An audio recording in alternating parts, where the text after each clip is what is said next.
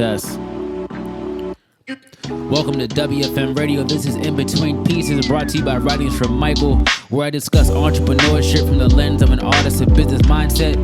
This conversation is made with love and joy for your mission, your purpose, your calling, and your journey. Welcome with love. Peace.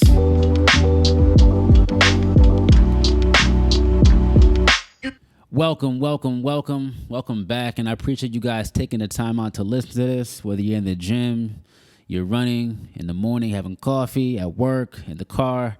You know, I just appreciate you guys tuning in on these conversations and dialogue in between pieces. Now, I'm really in between pieces. Now, shout out to Carmen. Now, she has a piece, and the theme really made me think about this next topic I'm talking about right now is just your intuition, right? For me, it's my intuition, right? Or our intuition as a collective, as creatives. And, you know, she had a very heavy theme, or I should say a very poignant theme that really stood out to me.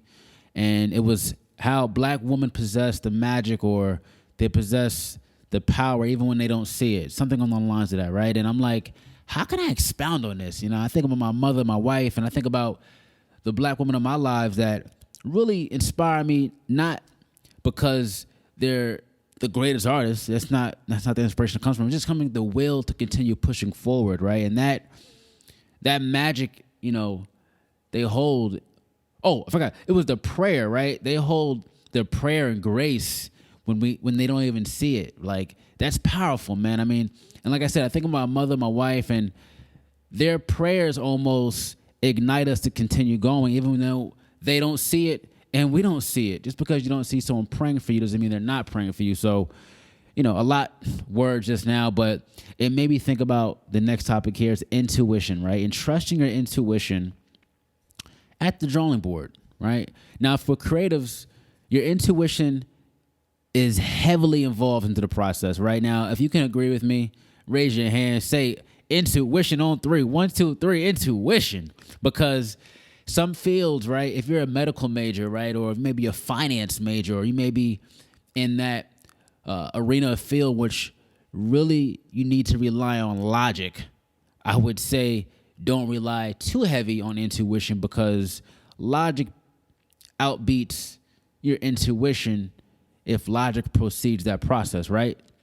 There's sometimes when we need intuition to fill in the gaps. That's that magic. To me, intuition is connected to a higher source.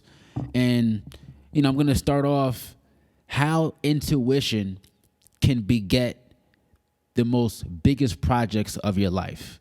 And I'm going to go back to a project I had in 2018. Shout out to Shoe Pal, shout out to Lala.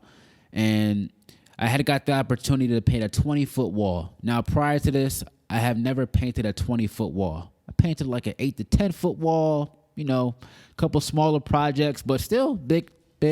But this 20-foot one was like, wow, okay. You know what I mean? I don't have the experience, per se, in wall murals, but the experience to be intuitive was there. And I take it back to even further, right? We can take the jobs before we were creatives to apply to our right now. And I'm going to go back to the door-to-door sales, right? I did door-to-door sales for Verizon in high school. And a lot of it was, yes, we had a script to say, but each person is different. So just because I'm given one script doesn't mean it's going to work to the next or the next. I had to trust my intuitiveness inside to see if this is right or not, and to feel out each person, right? Like I said, everyone is a little bit different, right? Everyone doesn't receive the same information we're given or they're given. And you kind of have to feel people out, just like we feel our journeys out, right? You got to feel it out. And that intuition played part in my door-to-door sales and success in high school. And it kind of came back to doing this wall too, right? How intuition can lead us to the next big thing. How intuition can beget great projects. And when I say intuition, right, you know, I'm saying intuition, one, because every piece I've done has been freehand, right? I have not sketched anything on prior to doing the piece. And the more I continue going, the more I'm just trusting the experience of my intuition. And I feel a lot of other creatives can do the same thing as well, because whether you are doing freehand or not, there's some things you just can't look to logic towards at the creative board. It has to be a felt process and just reactionary, right? It has to be just be split second where you are just going to it, boom. Now, there's other fields of play where being reactionary will not work, right? There's heavier topics which we'll cover that down the line, but I'm speaking just to the creative board at being at the drawing board where our creative nature is really stuck to being intuitive, right? Now, it's to me the only thing that's connected to a higher source, right? Now, I'm on psychologytoday.com and they're talking about 8 truths about intuition, right? What you know about what you don't know you know. So I'm going to read a couple off to you guys where it says little things about intuition where I think will be, it'll fill the other side to it, right? Intuition can be improved with practice, right? To have good intuitions in any domain requires a lot of practice. Now, let's stop there because the practice comes into your experience. Now, whether you are getting paid for what you're doing now, whether you're trying to get paid for what you're doing, that practice could be in school while you're doodling, right? Those little sketches you keep tucked away, hiding from everybody, that's your practice, right? Let's rely on that practice to continue our intuitive nature. So when we get these big projects, for me, it was that big wall. You know, I hadn't had the expertise of murals. And shout out to my man Bam all the way in Sacramento. I had called him prior to me doing a big wall. I was like, you know, what do you charge? What do you had to get some insight, man, to someone who's really doing it. And to speak on insight, right? Insight versus intuition. Insight is what we can see. Intuition is what we can feel. And there was a part where during the wall, I was like, man, I don't know. Should I write this? Should I not write this? And that feeling nature is something where, yeah, I can see it's something good to write, but also feel it. So those together, insight and intuition, really play heavy on the creative process. And I'm going to double back to Carmen's piece, you know, Black women having the prayer and grace that they have the magic that even when they don't see it as there, it's like, let me rely back to my experience with my mother, you know, growing up and, you know, the powerful woman in my life and Black women specifically, like your grandmother, right? And, you know, I go to family gatherings, you know, how can I just close my eyes and just taste that memory again? If I can taste that memory, it's really just muscle memory now when I'm painting.